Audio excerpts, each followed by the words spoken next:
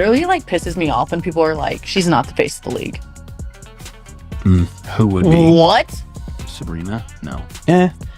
No, there's really good, well-known people in our league. I'm not discrediting them. Like, we have a lot of badasses in our league. Yeah. Like, hell yeah to that. I'm all for that. But when people try to argue that she's not the face of our league, Yeah. or if our league would be where we're at without her, you're dumb as Yeah. The internet went into complete meltdown mode after Sophie Cunningham dropped a bombshell of truth. She referred to Caitlin Clark as the WNBA's undeniable face. Social media is currently exploding like an all-star weekend gone backwards. Is this a veiled jab or a true olive branch?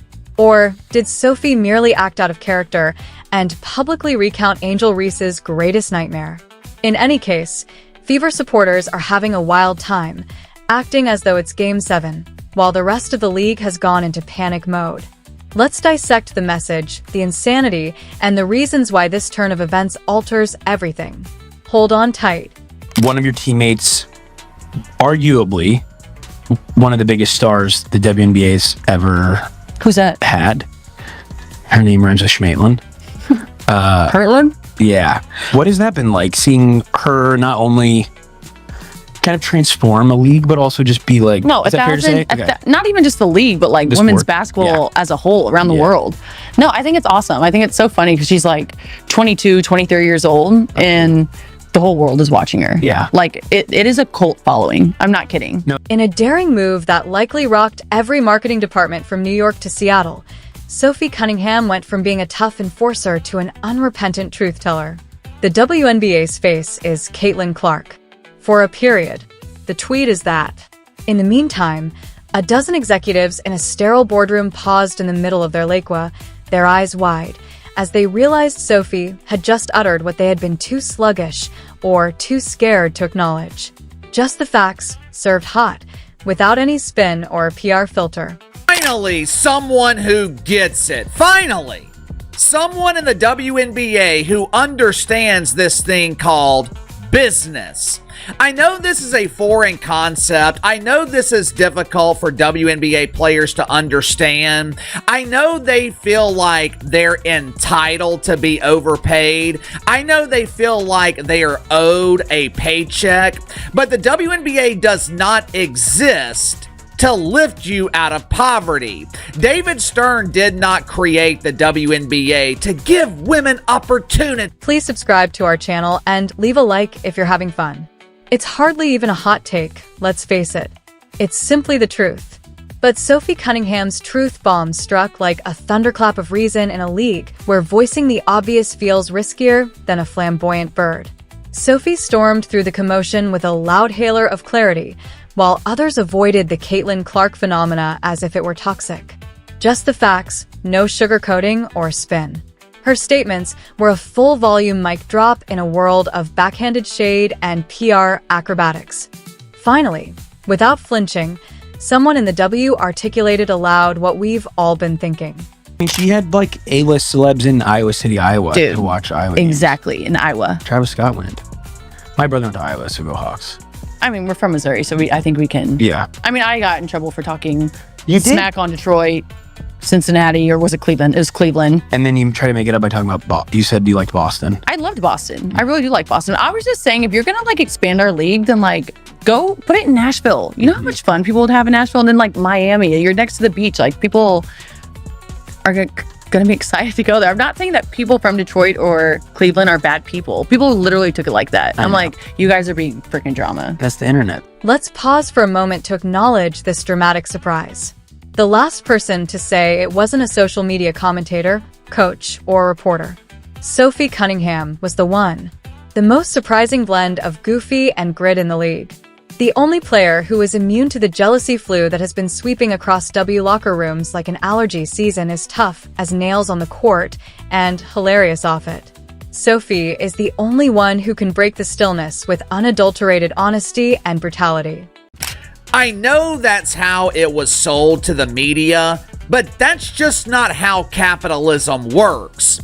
The WNBA was created for one reason and one reason only: make money. which is something this unmonetizable turd has failed to achieve in the last 30 years.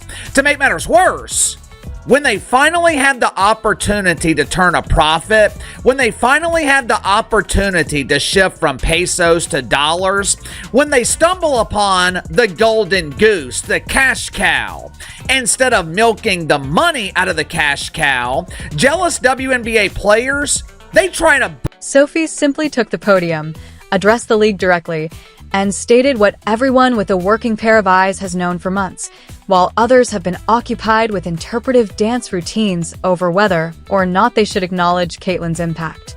She accomplished this with the effortless assurance that exudes, "I don't need to throw shade to shine." A rare ability nowadays. Since Caitlin Clark didn't enter the WNBA by accident, let's face it, like a meteor, she came. She has the fan base, the ratings, the sales of merchandise, the highlight reels, the sold-out venues, and the hype that women's basketball hasn't had since Lisa Leslie's game-changing slam. Just the hot reality, no riddles. Abruptly, the tension subsided, the air became slightly clearer, and the league might have a chance to enjoy pleasant things once more. Because genuineness is what fans have been hankering after more than crossover highlights and buzzer beers. Sophie simply presented it in an elegant manner. I think it's also ironic that, well, Caitlin Clark plays for the Indiana Fever. Yeah. Which I don't know if a lot of people would consider Indiana to be the biggest. But I mean, it is now. It is. Wouldn't you say? Because of her. Yeah. Literally. Yeah.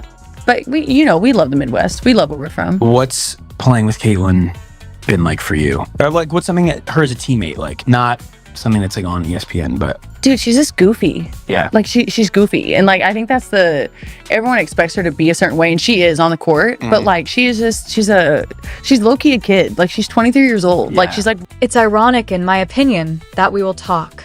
Kayla Clark is an Indiana Fever player. Yes.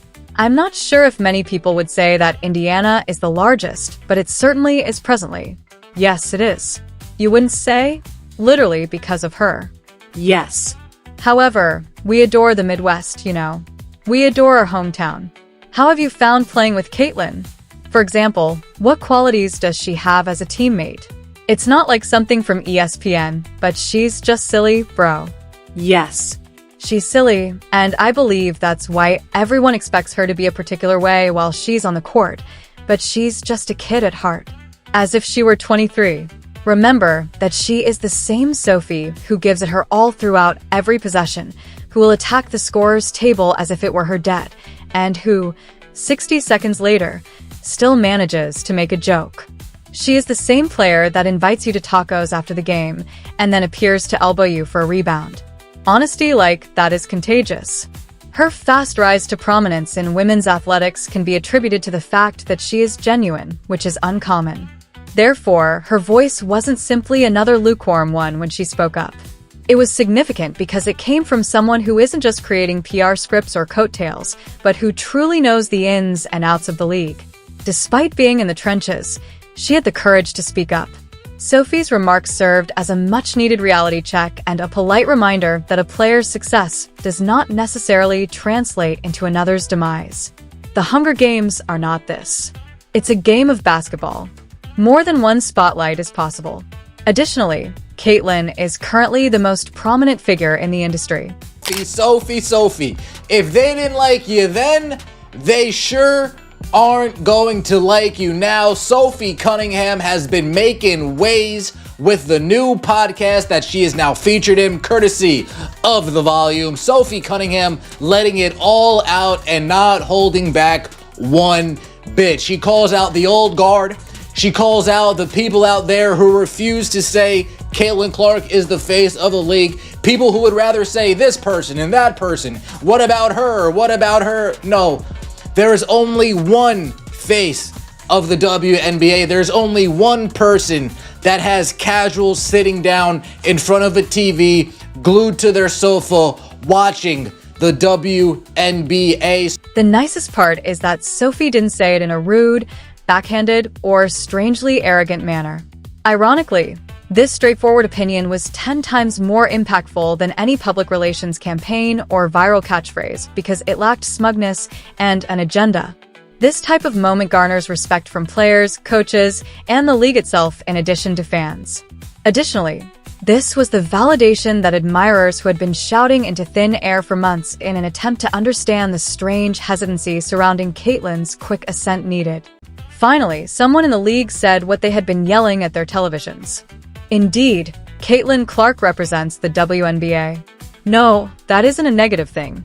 Actually, it's the league's greatest development since slow-motion replays were created. It's past due. It is badly needed and at last available.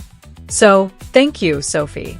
Since everyone wants to tune in now, I mean really, imagine the tea she's going to spill with a microphone and a guest list if she's this unfiltered off the court. ESPN may want to start keeping track of things. Shout out to Sophie Cunningham, aka the Pink Power Ranger, and Wes Wilson. They have a podcast called Show Me Something that they just launched.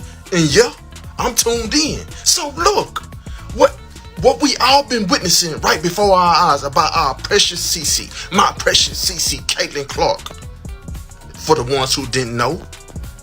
So basically, she was saying that when they was preparing, when she was on the other team before she came to the Indiana Fever, we talking about Sophie. Wishing her the very best in life, without resorting to phony public relations.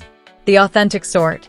Because in a room full of murmurs, someone who isn't scared to speak the truth is the one who deserves to succeed both on and off the court. Someone who can hustle, grind, and laugh, while yet finding room for compliments. Someone who understands that Caitlin Clark's ascent represents a victory for the league as a whole rather than a danger. Hats off, or even better, crowns, to Sophie. Because she simply taught everyone a lesson in both with a dash of sass and a dash of courage in a league that is in dire need of maturity and leadership. Let the real ones live on. And it is the whole Caitlin Clark phenomenon's beauty. It increased more than simply attendance, ticket sales, and jersey revenue.